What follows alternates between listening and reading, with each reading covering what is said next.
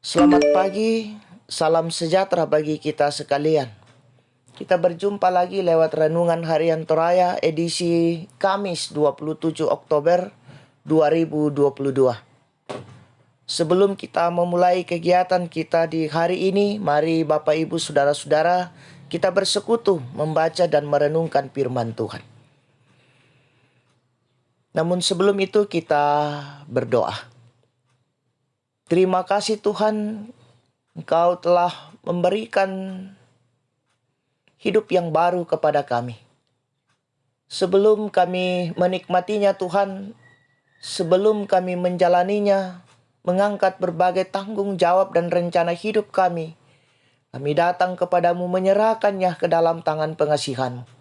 Dalam persekutuan kami pada pagi ini, dan di dalam persekutuan kami Tuhan, kami akan mendengarkan firman-Mu yang akan menjadi pegangan kami dalam menjalani kehidupan yang Engkau karuniakan kepada kami.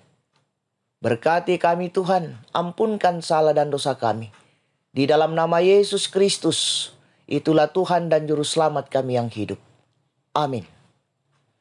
Bacaan firman Tuhan pada saat ini dari kitab Yeremia pasal 33 ayat 14 sampai dengan 26. Ayat 22 akan saya bacakan. Firman Tuhan berbunyi, seperti tentara langit tidak terbilang, dan seperti pasir laut tidak tertakar, demikianlah aku akan membuat banyak keturunan hambaku Daud dan orang-orang Lewi yang melayani aku. Amin. Tema kita, harapan baru dalam pemulihan. Saudara-saudara yang sama-sama dikasih oleh Tuhan, dalam keterpurukan kehidupan kita mungkin kita sering berpikir, sampai kapan keterpurukan itu akan berakhir?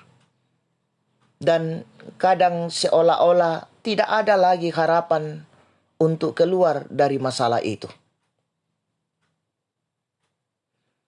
Nah, saudara-saudara yang sama-sama dikasih oleh Tuhan, perikop bacaan kita pada saat ini menjelaskan bahwa Allah berjanji akan menegakkan kerajaan Daud setelah masa pembuangan. Bahwa keturunan Daud akan memerintah selamanya. Bahwa dari tunas Daud, Allah akan membangkitkan tunas keadilan. Di sini kita bisa melihat bahwa Allah berjanji akan menegakkan keluarga Israel dan Yehuda dan keseluruhan umat Tuhan melalui janji pemulihan. Hal ini membuktikan bahwa Tuhan sedang berkarya memulihkan mereka melalui pembuangan. Tetapi setelah itu akan keluar umat yang akan dipulihkan. Tuhan menjanjikan keadaan yang lebih baik untuk kehidupan umatnya. Nah, saudara-saudara yang sama-sama dikasih oleh Tuhan, keturunan Daud yang memerintah selamanya digenapi di dalam Yesus Kristus. Yesus merupakan keturunan Daud dan ia menjadi raja selamanya. Ialah yang menegakkan keadilan dengan menanggung murka Allah atas dosa kita. Melalui bacaan ini kita dapat menghayati bahwa seburuk apapun kondisi dan situasi kita saat ini, Tuhan pasti mampu memulihkan kita. Itulah pengharapan kita. Dan pengharapan ini hanya disandarkan kepada Allah. Segala sesuatu yang kita miliki saat ini tidak dapat menjanjikan pengharapan yang kekal bagi kita. Tetapi satu hal yang pasti adalah bahwa dalam Kristus kita sudah dipulihkan dari dosa, sehingga yang harus kita lakukan adalah memelihara pengampunan itu dalam kehidupan kita, karena dalam Kristus kemuliaan dan keabadian kehidupan berada dalam genggamannya.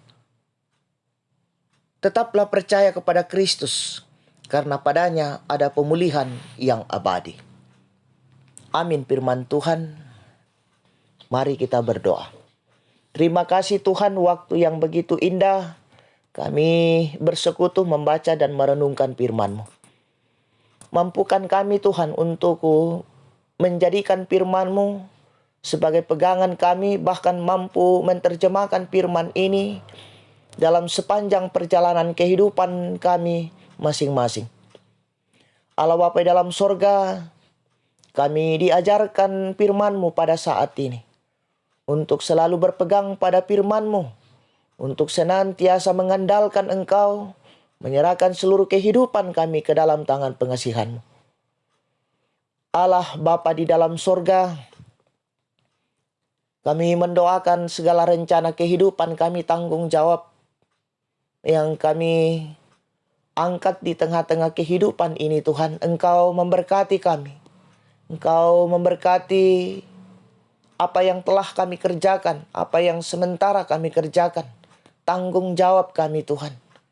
Biarlah semuanya itu kami mampu melakukannya, menyelesaikannya, dan memberikan hasil yang terbaik di tengah-tengah kehidupan kami.